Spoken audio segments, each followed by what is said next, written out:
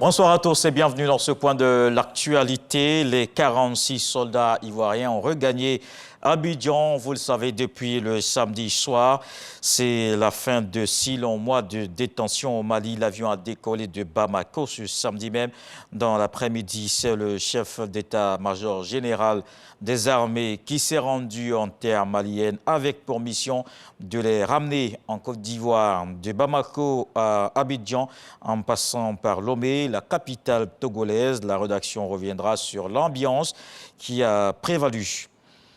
Et c'est officiel, depuis ce lundi 9 janvier 2023, la traversée de l'autoroute Yamoussoukro-Thiébissou est payante. Le tarif est fixé à 1 000 francs CFA, 1 500 et 2 000 francs CFA selon le type de véhicule. C'est le ministre de l'Équipement et de l'Entretien routier qui a procédé à la mise en service de ce poste d'IPH de Thiébissou. Dr Amédée Kofi Kwaku a saisi l'occasion pour réaffirmer l'engagement de l'État à investir dans les routes afin de garantir la sécurité des usagers et booster l'économie nationale. Le nouveau secrétaire général du CAMES a pris fonction à Ouagadougou, au Burkina Faso. Il a été installé officiellement par le vice-président du Conseil des ministres de cette organisation en charge de l'enseignement supérieur. Durant son mandat, le professeur Souleymane Konaté entend se mettre au service du développement durable. Envoyé spécial dans la capitale burkinabé, Sephora Zegui, Adama Keri.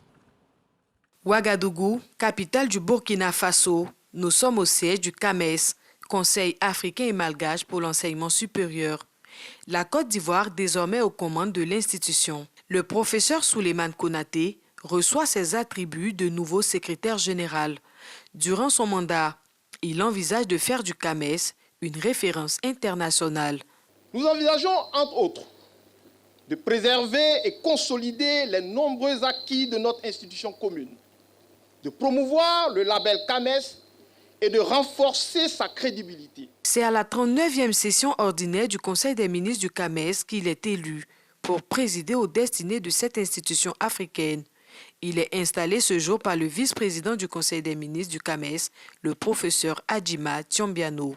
Après 55 années d'existence, le CAMES peut revendiquer un savoir-faire de tout premier plan dans l'intégration en matière d'enseignement supérieur et de recherche grâce à ces différents programmes qui engendrent des performances remarquables. En procédant à l'installation d'une nouvelle équipe dirigeante, le CAMES veut se donner les moyens d'une nouvelle dynamique pour tendre vers sa vision d'un véritable instrument d'intégration pour un enseignement supérieur de qualité au service des nations. C'est la première fois depuis 55 ans d'existence du CAMES qu'un Ivoirien est à la tête de l'institution. Fierté donc pour le pays, représenté par Adama Diawara, le ministre de l'Enseignement supérieur et de la Recherche scientifique. L'élection d'un secrétaire général du CAMES qui soit ivoirien présente un certain nombre d'avantages pour nous. La première des choses, évidemment, qui est triviale, c'est la promotion à l'échelle internationale d'un cadre ivoirien. La deuxième chose, c'est la visibilité de notre système d'enseignement supérieur et de recherche scientifique. Et partant de là, le rayonnement de la Côte d'Ivoire.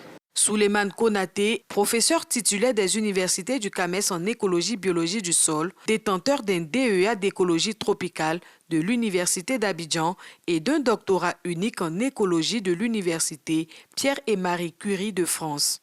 Il a désormais la responsabilité du CAMES pendant les 5 prochaines années.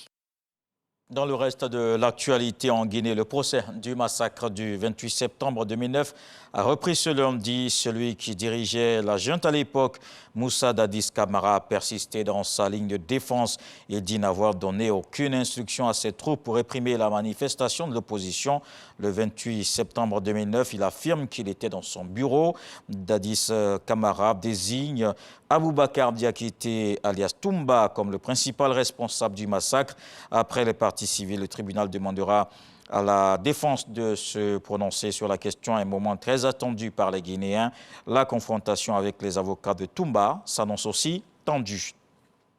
L'année dernière, plusieurs cas de corruption et détournement de fonds impliquant des ministres et certains fonctionnaires de l'État ont été signalés en Centrafrique. Lors de son adresse à la nation à l'occasion du Nouvel An, le président Touadéra a réitéré sa volonté de lutter contre la corruption. Il appelle les membres du gouvernement au sens de la responsabilité. Une cellule de veille est déjà mise en place.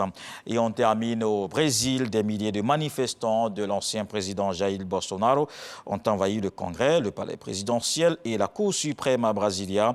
Les manifestants ont tous saccagé sur leur sillage. Les premières sanctions sont tombées. Le gouverneur de Brasilia est suspendu de ses fonctions pour une durée de 90 jours. Il devra répondre des failles sécuritaires dans la ville. Une semaine après l'investiture du président de gauche, Lula, il y avait déjà des tensions. Des centaines de pro-Bolsonaro avaient commencé à camper devant les QG de l'armée pour réclamer un coup d'État. Fin décembre, la police avait d'ailleurs déjoué une tentative d'attentat. À suivre tout de suite les infos régionales. On se retrouve à 20h pour la grande édition.